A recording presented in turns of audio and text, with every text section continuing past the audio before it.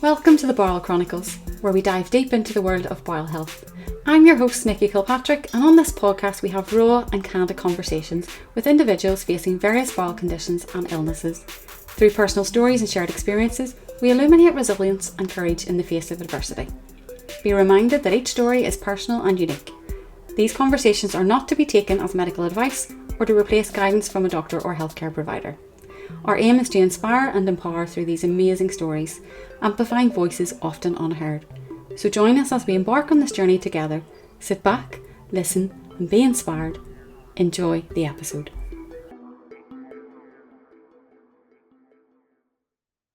Well, hello guys, and welcome to another episode of the Bowel Chronicles.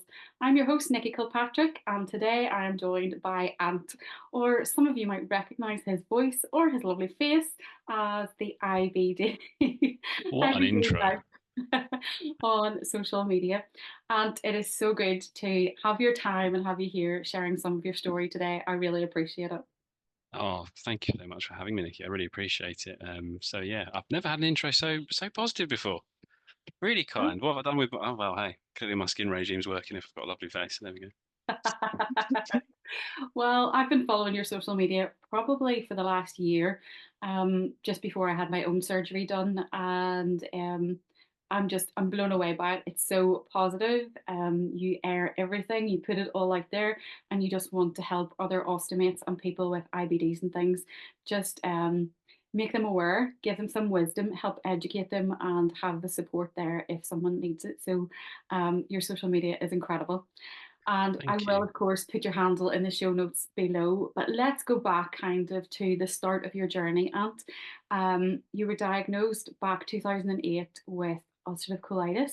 Hmm. And then in the last 4 years, you've also had some surgery. So Yeah. where did it start for you? What was happening in your life? Oh gosh. Yeah, rewind it back to university, 2008. Yeah. First year. Uh, Very exciting time. You turn up at uni, you meet new friends, and Yeah. you want to get involved and go out on freshers week and all these sorts of bits and pieces. And yeah, I remember after the first sort of few weeks being like, okay, I've been out partying and drinking. I'm starting to get a few like digestive problems. I've really been Mm. partying a bit too much. Maybe we should dial it back, stop going out, stop drinking beer every day, sort of thing. But yeah, like within yeah, a couple of weeks, like I just had very bad diarrhea to be honest, and then it just kept getting worse and worse and worse. Um, so as you do, go to your pharmacist, went to the local on-site doctor, and I was like, keep getting really bad diarrhea, and it's getting to the point now where I'm like passing blood. I don't really know what to do, and they're like, it's all right. Here's some anti-diarrhea, anti-sickness meds that will be fine. Um, and I think back then, if you said to me, this is going to start the next 16 years of your life, is going to change this massive trajectory, I just wouldn't have believed it Yeah. because he just had an upset stomach, and then it developed very quickly into passing lots of blood, nausea, going to the toilet 20, 30 times a day, constant, on, off, on, off. Um, and going back to doctors, referrals, you name it, the tests I would have. And then ultimately, I ended up having to go private because the NHS were like, we just think you're fine. Um, Went private, and yeah, within 24, like literally a day of going through um, checkups, having um, a colonoscopy, Mhm. was diagnosed with colitis, and that started the journey of right. Let's try and manage it with medication and diet and everything, and then sort of see where we get to. Right. Um, Um, so yeah, so were you at university at home or were you living away from home? How did you? living away. I was in Canterbury, so it was only about an hour or so away from where I currently live.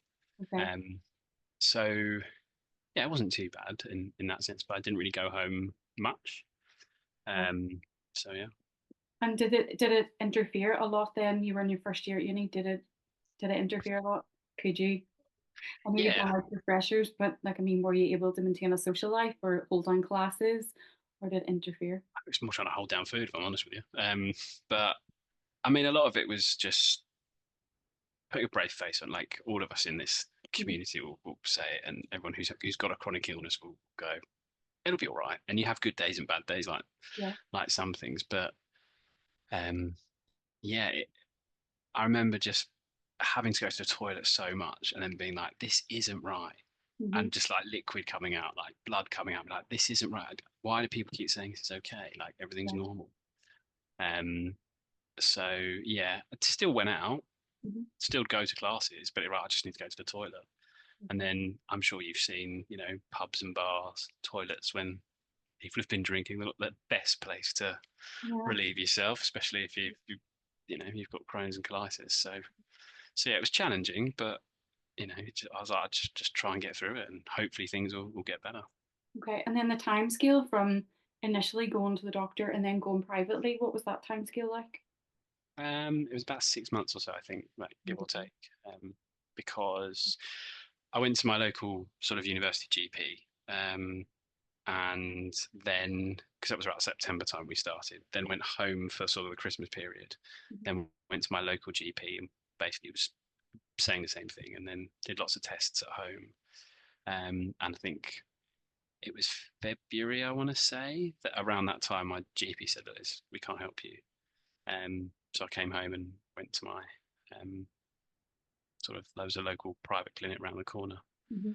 Um, yeah, and it was bizarre because I remember speaking to the doctor at the time, Dr. Gould. I remember him, and he was like, "We're going to do a colonoscopy. We'll see what's going on, and then hopefully we'll let you know what's happening." And I was like, "Yeah." And I don't know, like when you're young, I was just so oblivious to it, so naive. I was just like, Mhm. "Yeah, it'll be fine," and then it'll all be fixed really quickly, and I can go back to, running around. Yeah. Um, and even when he said, "Right, we've done a colonoscopy. It looks like you've got ulcerative colitis," I was like, "Okay, what does that mean?" And he was like, "Oh, it's a lifelong condition. It's chronic. There's no cure." Like, Mhm. okay, cool. We'll give you these steroids, we'll give you these low-level drugs, and we'll go from there. And even then, I was like, okay, great. Do you see what I mean? Like, so yeah, Mhm. crazy. I suppose when these things aren't on your radar or you don't have an immediate family member who's going through that, you are oblivious to it and Yeah. you are young and naive. So Um, it was yeah. So yeah, it's I was crazy. going to ask you the question whenever he said, "Yes, we found this." Were you relieved that they had found something that, yeah, you weren't imagining? You knew something wasn't right in your body. I was relieved in the sense of cool. Okay, all the NHS doctors Mm. clearly Oh they God. either don't know what I'm doing or they need to redefine what normal is. Uh-huh. Um, I was really like, okay, cool, we've got a treatment plan. But even at the time when he said this is chronic, it's not going to go away, it was okay. And he did explain, like, we'll manage it through medication. You'll probably have to have it forever, but it will be okay. Mhm. And I sort of said, all right, well, if I can manage it, then it's fine. And even then, I was like, well, it doesn't seem as serious as things like diabetes or like, Mm. maybe more, um, for want of a better word, like more headline Yeah. sort of conditions. I'd never heard of this before. So I was like, okay, as long as it's not one of the big ones, and as long as it's not cancer, then great. Everything must be okay. Mhm. Um, but yeah, again, when you're young and you're naive, Yeah. you're just like, cool, we should be fine, then crack on with it.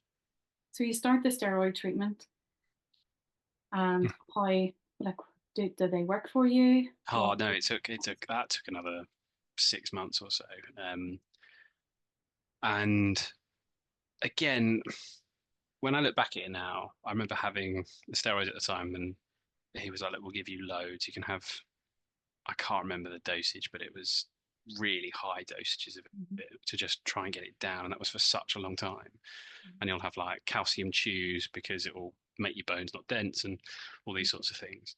And it took a good, yeah, 6 months or so to get to sort of a normal bowel movement. I remember I was working in Sainsbury's at the time, and I was closing the store with one of my colleagues, Mhm. and I went to the toilet and I texted my mum, and I texted my friend who actually took me to the private consultant appointment the first time, and I was like, "Remember this day? Remember this hour? I finally had a solid bowel movement," Wow. and I was like, "I'm cured. This Mm. is it. I Oh, couldn't be happier." And yeah. then yeah, and then again, you have these sort of, as you'll all know, it's the highs and lows, the peaks and troughs of having a chronic condition. Because then you go, right, I'm great. And then a couple of days later, things slip, and then you start to worry again. You start to get anxious about it. You go, is my dosage right? And you go through those periods of like remission and balancing, like finding what works for you. And I found that quite challenging. And then, yeah, Yeah. from there, it's going up the levels in the types of drugs you have to try and keep things at bay. Hmm. And would there have been anything that you think would have caused a flare up for you, or you know, Stress is probably yeah. the major one, I'd probably say. Because even now, like I don't have a colon. Hmm. Um, I mean, I've still got my rectum. But when I get stressed, like I'll tend to pass more mucus out of my rectum more frequently. Yeah. Um, and it's only because like very aware of it.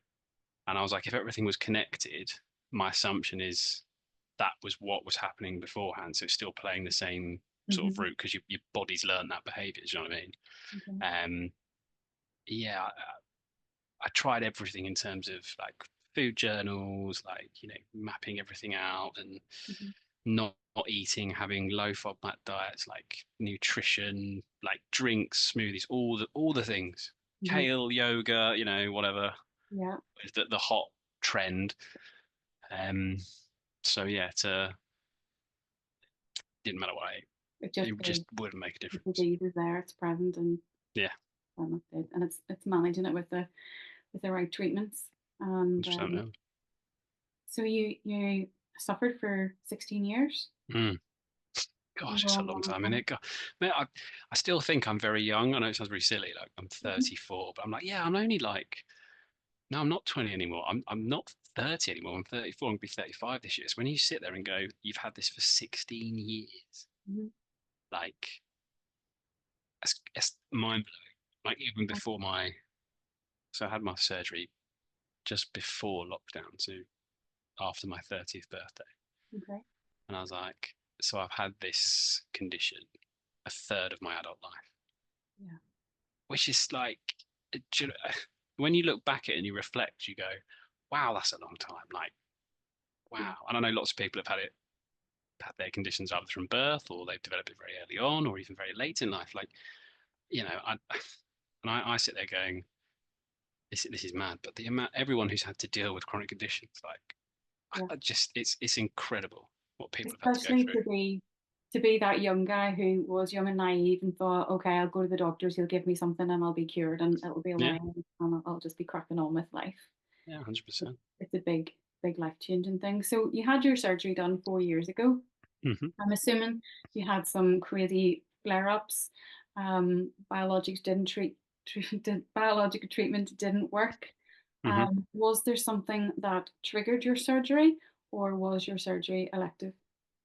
It was elective. Um, I yeah, I went on to some like very difficult or very challenging, I'd say, sort of biologics. I think I had cyclosporin was one of them, and then another one, and I just get really bad side effects, Okay. and I used to get tremors in my hands, like my hands would shake, and I'd feel like surges of like I just felt like my hands weren't really my hands. It was so weird, and my body would just surge, and I'd feel so weird and just not right. I remember playing golf with my dad and my mate, and he was like, "Are you deliberately shaking the club?" And I was like, "No, I just like I've, I've I had my medication like an hour ago, so I can feel it, sort of thing, or whatever it was." I was just like, I just don't feel right, and I kept doing this in my hands, sort of thing. Hmm. And I was going for like blood tests once a week because they wanted to check, you Yeah. C-reactive protein levels, heart and liver, and kidney function, stuff like this. And when I think I've been on it for like a couple of months. And then they were like, "Oh, we're quite worried about your kidneys, so we're going to take you off this now." I was like, "Oh, okay. So what does this mean now?" Hmm. They're like, "Oh, we'll put you back on azathioprine and maybe that'll work." Um, and I just sat down with my consultant and said, "Just can we get rid of it?" And he was like, "Well, there are other drugs. There's a really exciting one called venizidizumab or whatever it was." Hmm. I was like, "I don't want any more. I don't want to be sitting with transfusions or whatever. Can we just cut it out?" And I said to him, like, the way I'm looking at this is if I had a gangrenous limb, I Hmm. wouldn't keep taking drugs to keep hold of the limb, would I? You'd go cut it off. and just have the quality of life. So can we not just do that? Mhm. And he was like, yeah, okay. But I elected to have my surgery, and it took, I think, I want to say 10 to 11 months before I actually had the surgery because I wasn't an emergency case. And And gone, how did you like you must have been so bad because anybody that we talk to that has an ostomy, and even when it's elective, like it's the final thing. It's like I can't take any more. My quality of life is non-existent right now. I need this surgery to be here a while longer. You know, yeah, getting your head around that. Was there 6 months? Was there a year? Had you how how often did you think about a stoma surgery to get to where you were to say just get rid of it? um, I mean, fortunately, at the time, this is when Instagram and social media was starting to be a bit more prevalent. Mhm. And I followed a lot of people that did have bags, and I spoke to them. I went on a couple of meetups with people, Mhm. and I said, "Well, show me what the bag is. How's it work? All these sorts of things." So that really helped with my decision making. And I was like, "Well, were you scared?" And like, "Yeah, but quality of life now is amazing. Like, I can do anything." And I was like, "Okay, well, seeing how much of a positive impact it's having is great." Mhm. Did some trials with like fake stomas and stuff like that, so I got used to how that would feel, and I was like, okay, this is cool. I can kind of see this if this is where I'm going with it. Mhm. And then I think I was like, right, I'm like, okay, we're gonna have the surgery, but then it'd be like every 6 weeks or every 8 weeks, I'd get a letter saying you've been moved down the list, you've been moved down the list, you've been moved down the list. And I think that was the most challenging point because being unwell, Yeah. going to the toilet, I think one day I counted, I went to 34 times in the day. And I was at work, and I was working with my brother at the time in an office. And it got to like 4 o'clock, and I was like, it's now 34. Mhm. We'll see what happens. There's still 6 hours left in the day. Could we get to 40? And we were joking about it, Mhm. but that's just not normal, is it? And I remember cancelling events, not going out, and like not going to work. And that was the point. I was like, I'm too exhausted. I'm Mhm. I'm I'm too tired. And then get another letter that says, sorry, you're going to be moved back. And I think I was supposed to have it on the first week of December initially. I was planning my Christmas like, well, I'm not going to be in hospital, or am I going to be in hospital? What do I do? And then it got moved to February. And I was like, well, I've got to get through Christmas. Um, yeah, so yeah, then got to February, and then fortunately it wasn't moved, and managed to have it. So you've had an ileostomy created, that's a stoma through your small intestine, and they have removed your large bowel. Is that right? Hmm. Yeah, Removed your large bowel, but you still have your rectum in place. yeah. Okay. And on the other side of surgery now, what does life look like for you where Oh, ulcerative colitis is concerned? I wish they'd said this is an option from day one. Really?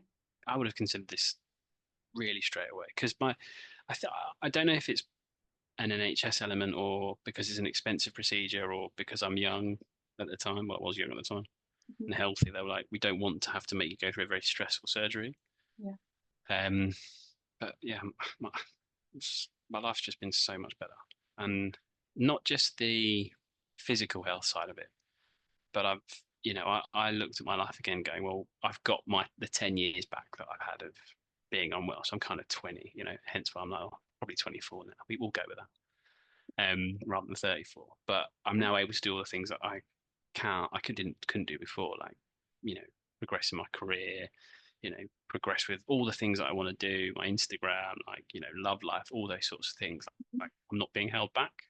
It's like anything, there is a bag, so you have to get used to that and all the in little nuances of bag leaks and finding the bags that work for you and routines and stuff. But I take this any day of the week over being rolled over in pain, wishing that it would end in terms of all the pain and stuff like that. So And so it was pretty much an instant thing, would you say, for yourself? do you know what? And I don't know if you've had a similar experience, etc. Because you said you had your surgery, but I was going to the toilet and then I woke up after surgery and I remember sitting there and it'd been like half a day or a day sitting on the ward going, I don't need to sit on a toilet ever again. Mhm. And I just couldn't get that out of my head. I was just like, I have no sense of urgency. Yeah. Like I have no sense of yeah, excuse me French. I have no sense I'm going to shit myself. Yeah. Do you know what I mean? I was like, this is amazing. That probably could have been that all the drugs that I was on in hospital, but I was like, I just feel incredible. Yeah. Yeah. Yeah, I've So spoken yeah. to quite a lot of people, and I am one of those people. I was the other way. My bowel just didn't function, so Mm, it didn't work. But I was sitting on the toilet for hours doing irrigation and bowel prep. And even now, every time I empty a bag, I just think it's amazing that I can do this through a bag and not feel a thing. yeah. It's Honestly, it's crazy, isn't it? And a game changer. yeah, 100%. And you're like, I'm sure you're probably the same when you look back and go, why was I trying? Why was I doing all the things I was trying to do? If it was some, well, actually, yes, you could go down this route. So if surgery was an option earlier, would you have taken it? Like, Yeah, you know, 100%. Yeah. I think I don't know whether it's NHS, they're old school. Even I'm 45 and my surgeon was telling me, you're too young, you don't want this interfering with your quality of life at 45. I was like, really? You're not getting this? I've been held back for the last 4 years of my life, not able to eat. You need to give me my quality of life back. It doesn't matter what age you are. And like yourself, going to social media, seeing what other people are doing, how they're living. It's like I can have a quality of life. I flip it, mm, no, I can. yeah. And I think getting your mind around that is plays a big part in it. I think it does, whether you want it to help you in a good way, and what your outcome is also going to be. So Mm. wow. Well, I'm really pleased that everything's, working well for you now, and you're in a, better place as well. And yeah, I mean, I'll ask you the question. What was it like when, that you've had your stoma as well for 4 years now or so, did you say? No, I've only had my stoma surgery 6 months. Six My months. stoma Okay. surgery, yeah, How's I'm it been fine. across those 6 months? Because you're still, well, you said within the first year. Like, how have you found it? I was on less medication post-op than I was the morning going in for my surgery. Wow. It was an instant change for me. I wasn't able to eat solid foods for 3.5 years. I was drinking a shake with all my Mm, nutrients in it for 3.5 years. I was able to have porridge the morning after my surgery, and I eat absolutely everything now. Um, and as you okay. say, all of the events and things that were postponed for those years, I just say yes to everything now. I'm like, Oh, I love I'm that. there. Love that. And especially as well, I don't know about you, but like, as you said, you're eating all the time. I love food, and there's Yeah, so many foods I was like, oh, that's a trigger food. Don't touch that. I can't eat that. Like chilies. I literally will have, Scotch bonnets and bird's eye chilies on pretty much anything because I could not touch that before. And I'm like, yeah, eat it. I just want all of it. So make up for yeah. lost time. Yeah. Well, I will say at this point, if you're someone with an ileostomy, do obviously talk to your dietitian, nutritionist. Be careful. Try different foods. Try a little amount of the food to see if it works for you because every ostomy is completely different. I know. Yes, I say yes to everything and I try everything, and I probably am a rule breaker in comparison to some people. But I think when you've been restricted for so long, Mm. you're like, nothing's going to hold me back anymore. Gotta find what works for you. I'd also say as well, like after having surgery, my doctors were like, right, these are foods that you can't have: Hmm. mushrooms, sweet corn, coleslaw. And then I was like, okay, I can't have them. Then started talking to those other people who with stomas and ileostomies. They're like, no, you can. And I was like, oh, I was told I couldn't. Yeah. I was like, we chew it, blitz it, do whatever you need to do. So I started experimenting. Long story short, I hadn't had mushrooms for about 4 years. And then this year, I was like, well, I'll try some. And then had like tiny bits, then more, then more. And now I'm just like, I'm mushroom obsessed again, Yeah. making up for lost time. I think I had like two mushroom risottos in the first week and then like some mushroom tagliatelle. And I was like, these are my favorites. Yeah. So Amazing. Absolutely amazing. Yeah. I don't like mushrooms personally, so I don't go near them. Never have them. But everything else, like I had some corn on a piece of pizza last night. So, all right, just chew it. I know it comes out generally where it goes in, but I passed a bigger bit of chicken is where my yeah, head goes to. So I try to just try everything. Yeah. good stuff. So On the other side of surgery, what does life look like for you as a male with a stoma bag? Let's talk a little bit about your appearance, body image. How do you feel confidence wise in yourself? You're in a relationship. How has it impacted you? I think post or pre-surgery, I was in pretty good shape. Like body-wise, I had a six pack and stuff like this, and then Mhm. waking up, I lost, I think, 2 stone or 12 kilo in hospital or something like that. I got down to like 63 kilo when I was Heartbreaking. 75, Yeah. something like that. And I remember being like, oh my God, my trousers are so massive. Mhm. And then you have a bag, and like I have loads of confidence now. Like I really don't care. Mhm. Um, but initially at the start, I was like, okay, I've got to get used to this. Like Yeah. I wanted it, I elected for it, Mhm. but it's like, right, cool. Now the challenge starts, and it was like, so how do I wear my trousers then? Like, what's the best way to do it? Do I need a support belt? Do I need support briefs?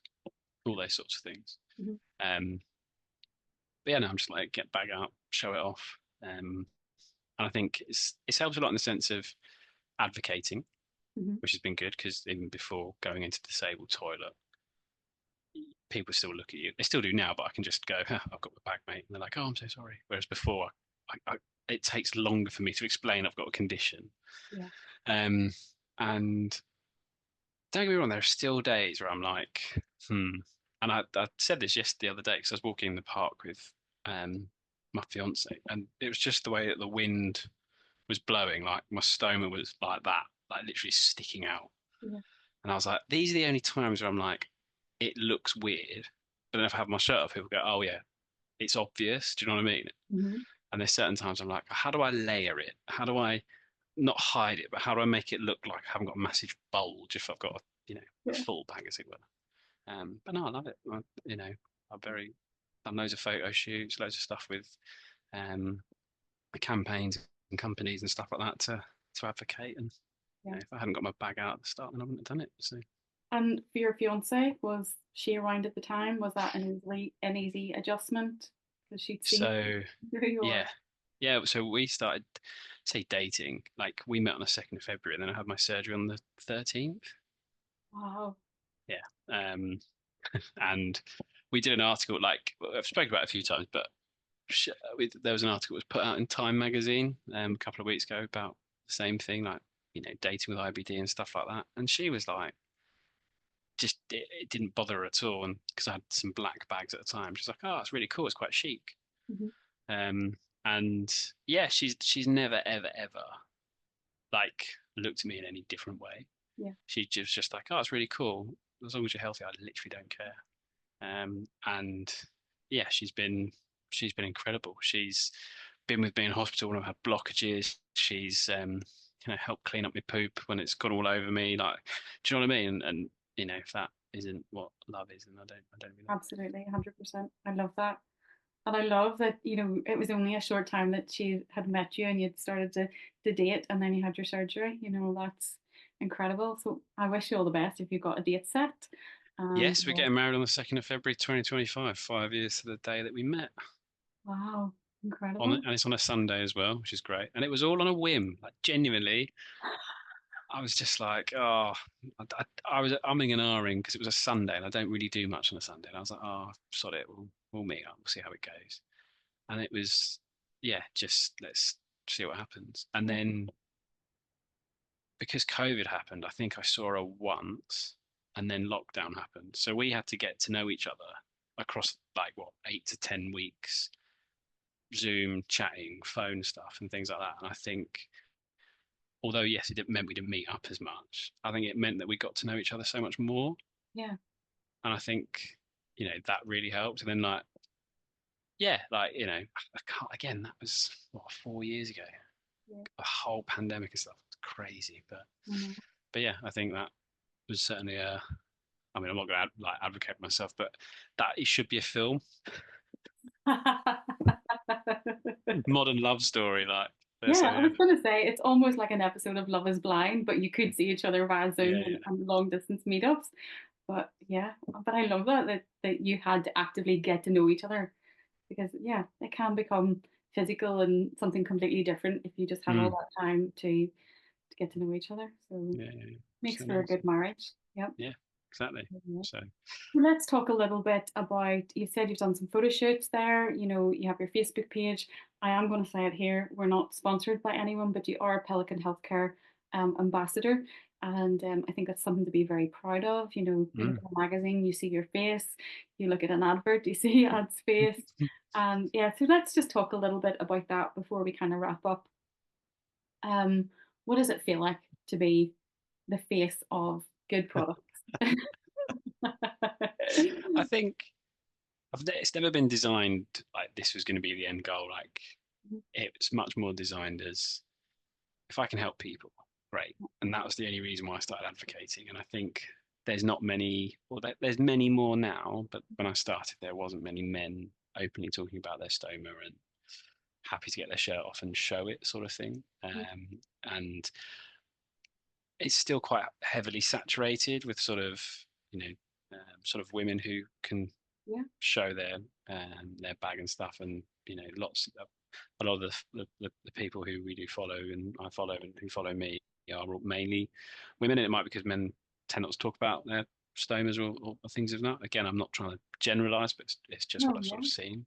Mhm. um but it's incredible, like, being invited to do, I've been to Parliament to talk about my stoma. I've been to, events around the UK and, photo shoots and trialing products, testing products, being an actual disability advocate and influencer in this space Yeah. is a real privilege. And it's quite humbling because, you know, as you said, before we came on, it's like, oh, you've got such a large following and you're around, and that isn't it at all. It's always been, as long as I help a couple of people, then great. It's just fortuitous that, you know I've been given these opportunities, and I've sort of taken them. And so yeah, and I love it. I love it when someone's like, oh, please, I'd love to have you on a podcast. Well, yeah, of course.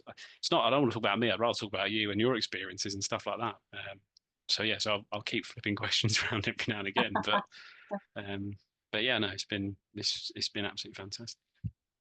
It's so good. And would you say that that came about because before you had your surgery, you were following other people, you were meeting up with people who had stomas to find out a little bit about it? Was that kind of really the most helpful tool and resource? Was it social media that kind of had a big influence for yourself before surgery? Yeah, 100%. Because I remember thinking very much. There was a couple of friends who I had was well, a colleague I had at work, who had a stoma, Mhm. and she told me all about it, what to expect, what to do, etc. So that was very helpful. But yeah, I mainly use social media and sort of connected with a few people that I still connect and chat to very fondly with now, Yeah. and that's where social media has been really really helpful because it does get a lot of bad press, but it really was so helpful. And I remember sitting in hospital before going into surgery going, if I hadn't have made any of these connections or, you know, talked about what I was going through to people, I'd feel so overwhelmed and frightened now. Yeah. If I hadn't have done that, I would have been like, I'm going to have this. I have no idea what's going to happen next. Mhm. So yes, if there are, any of your followers or listeners to the podcast that are, thinking about surgery, or they know they've got it coming, feel free to give us a chat. And Mhm. if not, just reach out to people in the community because it does help sort of placate a lot of your concerns and worries as well. Yeah. I totally second that because for I think 10 months before my surgery, I had found myself following more and more people with stomas and listening to podcasts. And I was actually listening to an American podcast and found this girl in Alaska who had the same diagnosis as me. Oh wow. And I hadn't connected with anyone in the UK at all. And I was like, oh my goodness, there's one other person in the world who has my exact story. I reached out to her on social media and she voice noted me back. And I was like, oh my God, like, I exist. Oh, How are you doing this? And we're still in contact to this day. And from then, she just connected me to another person. She's like, you're the third person that I have known. And she had had surgery a few years. She said, you're the third person that I've come across. since then, I've connected with so many people with a similar story, especially here in Northern Ireland and mainland UK.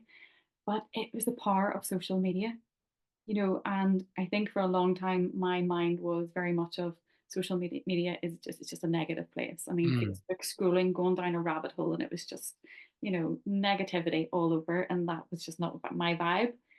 And so, because I'd already been sharing my business on Instagram and a bit on TikTok, I thought, right, I'm just going to be open. I'm going to be vulnerable. I'm going to share my health journey here on social media. And I kind of felt like a fraudster at the start because I was turning up, I was showing my wellness journey and my business Monday to Friday, but at weekends I was vanishing because I was in the bathroom for the whole weekend Mm. or in bed riddled in pain. And I felt like a fraudster. And I made this decision of no, my audience are actually going to want to know and hear Mm. what was going on in my life. And it was that point, that was a turning point of like, I'm airing absolutely everything here. And Oh, that's that's when amazing. followers, people started to tune in and go, oh my goodness, I'm also going through that journey. And then it just became this thing that I would share my journey right from being in hospital last September through to January and then going through surgery. And Uh, it's so rewarding yeah. whenever you connect with other people and hear the power of their stories. Yeah. Oh, I love that. Well done you. Again, seriously, like it takes so much courage to actually share with this in the world. Like, you're giving out Mm, information doesn't come up in conversation, and the amount of people that you've connected with, who you've helped through your hmm podcast and everything, like, you connect with that one person in Alaska, and you're like, oh my God, there's someone else. It's that whole sense of you're not alone. hmm Oh, I love that. That's so good. Yeah. So good. Well done. Think it matters. It really does matter. So, we'll wrap up. We've talked for long enough today. We could probably spend all night on here chatting. But yeah, if we were to kind of ask you the question, if there was one golden nugget or one piece of information that you could give to little Ant, the 18, going into Freshers Week, first year at uni, or someone sitting with us in their journey, running to the bathroom, or even a bloke, we probably should have touched on that. Blokes don't chat. They don't like to talk. They keep it to themselves. What would that piece of information be? Talk. You need to, things aren't right, ask.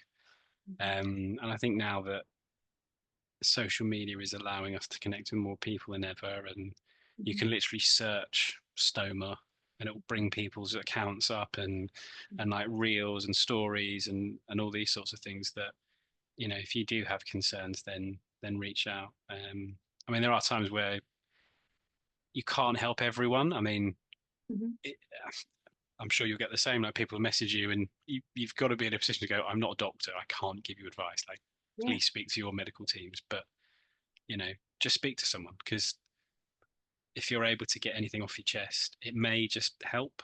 Mm-hmm. I had a gentleman earlier speak to me from somewhere in Germany. It was like, are your bags available over here? And I was like, not yet.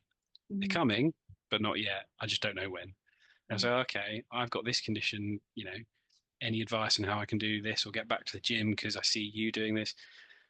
And it's those little bits that, you take a lot of courage for someone to message you and come back to you and stuff like this. So just talk. Someone will listen, someone will reach out and help. And you're not alone, even though you do feel it at this moment.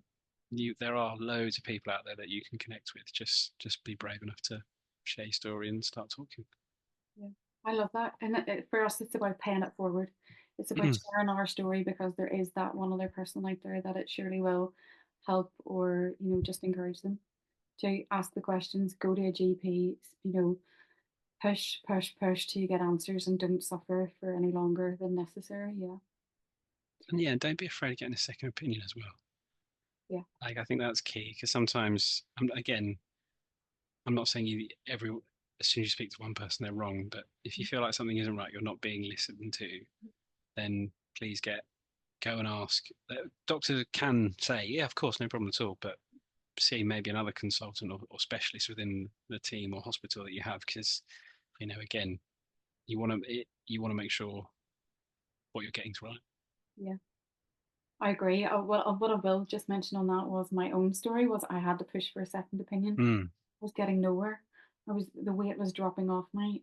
I was just a mess, very, very malnourished. And I knew, yeah, like yourself, I knew there was something wrong in my body and pushed for a second opinion. And in the end, the consultant said, yeah, I think you need a second opinion because I don't have enough expertise in this field. Why did you not say that a year ago? Yeah. Would have really helped. So don't be Gosh. afraid to ask for a second opinion. You don't ask, you don't get. It's really, really Yeah. important to advocate for Yeah. yourself. 100%. It's don't ask, you don't get. And you may get it's a not no, but like your situation, you may get someone go, actually, yeah, fair enough. Like, gosh, a whole year. Wow, Nikki. Yeah, yeah, the whole year. It got to a stage where I can remember being at an event, a cross community event, and I was helping with some kids' carnival games. And I can remember bending down to pick up a ring, those hooks that go over rings. I can remember bending down to pick it up and just going, my vision started to go, everything was going blurry, and I knew I was going to collapse. And that wasn't the first time. And I could see my husband across the green, and I just lifted my mobile out of my pocket and hit the emergency contact button to Hmm. ring. And I said, you need to come, I'm about to pass out. And whenever I came round, he was standing in front of me with a slush puppy drink. He knew exactly what I needed in that moment.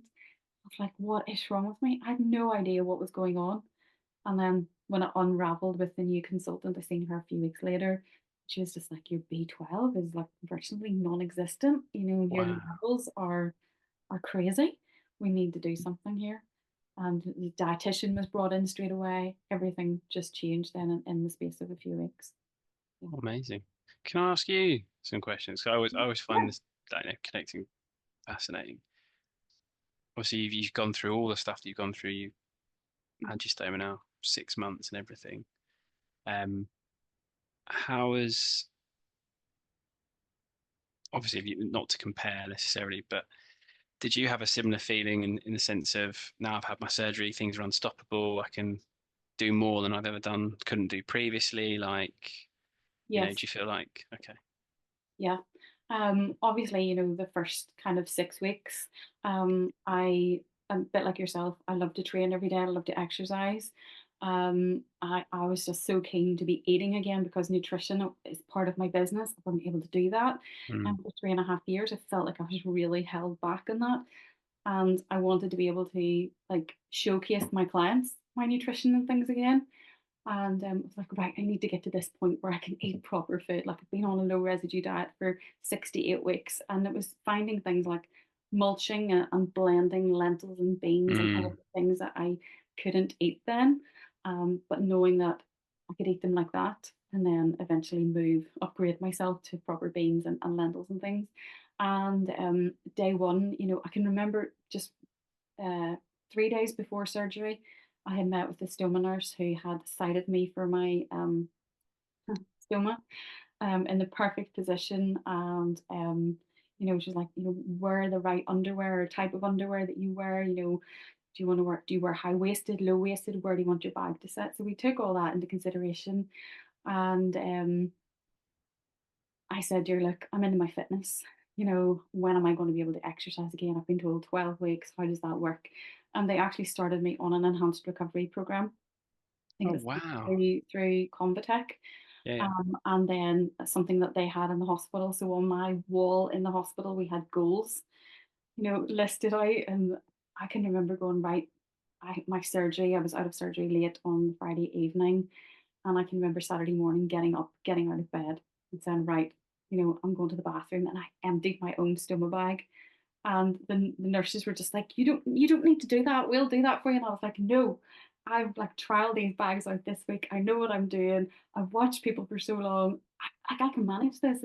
It's all good. And I think again it was the mindset thing, and it was the mm, hurdles of I'm ready to do this. Um, my ward, the nurses were a little bit gobsmacked because they'd never seen somebody do as much mileage up and down the ward. So it was just every minute. But um, similar story to yourself. In hospital, I lost 10 kilos. wow, I had a few complications. I developed an ILS. The NG tube had to go in same, naturally, same, but it works. It does an amazing job, and you lose. you lose a lot of weight very quickly. So the muscles in my legs and arms vanished quickly. That was probably a really hard pill for me to swallow when the dietitian put Mm. me on the scale. And I was like, your scales are faulty. They're wrong. Like, Yeah. no, you've lost quite a bit. And I was like, how am I going to get this built up? I'm not allowed to exercise for so many weeks. But I started the enhanced recovery there and then the first morning in the bed doing my pelvic floor work and wee bits of my ankles and legs. And I just built it up from there. Like as soon as I could do leg work on the bedroom floor, and I was progressing from the bedroom to my downstairs snug, which is kind of like my indoor gym, Mm. back to it. And before I knew it, I was like 3 months in, and now 6 months, and nearly 7 months. Oh, amazing. And No, that's it's so good. saying yes to those things of like, why would I turn that down, or why would I make an excuse? Like next Saturday, I'm going to a place called Let's Go Hydro in Hmm. Northern Ireland. It's Oh, a amazing. a lake full of inflatables. Do the crazy water stuff. And I'm like, do I say no because I've got a stoma? No, I put a freaking wetsuit on and I just go for it. Yeah, yeah, yeah. Yeah. Take spare supplies if you need it. Should be fine. What's the worst can happen? It comes off. Exactly. Clean it up, away you go. It's inside a wetsuit. Exactly. Yeah, only a problem if you let it be a problem, I think. Yeah. Yeah, I think you're so right. It's so 90% of it is mental, if I'm honest. 90% of it is you and your conceptions and your thinking about what's going to happen next, etc. But it reminds me of being in hospital and having Idealius as well. I had to stay there for 19 days, Yeah. but I developed such a weird relationship with calypsos and hard boiled sweets because I Yeah. was on nil by mouth for ages. But they're like, you can have sips, and I was like, well, if I can I have a calippo? And they're like, yeah.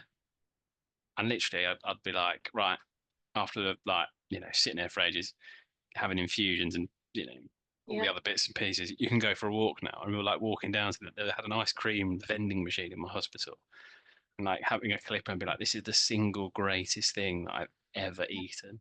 And I have it now, and I'm instantly transported back to uh, Charlotte Ward. Yeah. I can remember sending my husband to the vending machine to get a bottle of full fat Coke. He's like, Amazing. why am I doing this? You can't drink it. I was crunching ice at the time and I said, take the cap and put a little bit of Coke in that lid. I just need the tiniest bit of sugar, and I dipped my tongue into it. And then the fizz, and I was like, no, can't have any more. But I just had to do it. Yeah, crazy. But yeah, crunching a lot of ice and a little bit of Ribena over the top of it was a Mm, game changer. Yeah. great stuff. Well, hey, Yeah. I'm so glad you're doing well now, and enjoy your hydro thing at the weekend. I'm sure that'll be a great laugh. And yeah, I'll share Yeah. all over your stories. Yeah. Yeah, I It's want so to do it. nice. Sounds great. Yeah, I know. Well, I done it a few years ago, but it was, the right few years ago now. And it's a new thing with the stoma. So you've got to say yes. This is my year of saying yes. Actually, on my vision board is behind me here, and two things I put on it this year was breakthrough. And I said I'm not having another year like the last 3.5 years. Okay, I'll ask you one more question. I don't mean to take over this podcast, but Right. um, what's one goal that you want to achieve this year, and then what's one goal you want to achieve next year? Ah, don't do that to me. Well, the one goal I wanted to achieve this year was to go on a holiday. Amazing. And just recently, in the last couple of weeks, we have booked a trip to Egypt. So Oh, in 6 weeks' time, we are going to Egypt.